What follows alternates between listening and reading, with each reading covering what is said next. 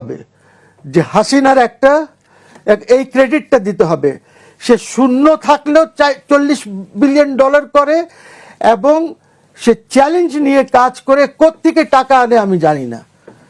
বড় বড় প্রজেক্ট করেছে, টাকা নাই। অনেকেই তো বলেন এই কারণে আমরা পদ্মা সেতু দেখেছি। হ্যাঁ, অনেকেই বলেন এই কারণে আমরা পদ্মা সেতু দেখি। আমরা অনেক কাজ করেছি না বুঝে। আমরা অনেক বলেছি যে হাসিনা দেশ বিক্রি করে দিয়েছে, অমুক চুক্তি করেছে, তমুক চুক্তি করেছে, দেশ থেকে তেল পাচার করছে, সব করেছে, কিন্তু কেউ দেখাতে পেরেছে? একটা চুক্তিও কি সামনে এসেছে জনগণের সামনে?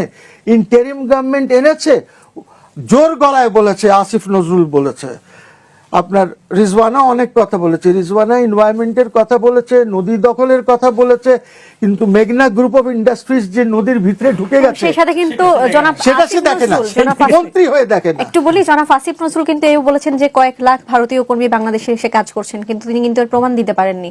26 লাখ বলা হয়েছিল, ঠিক আছে, কিন্তু কোনো প্রমাণ কেউই দিতে পারেনি, আজ পর্যন্ত দিতে পারেনি।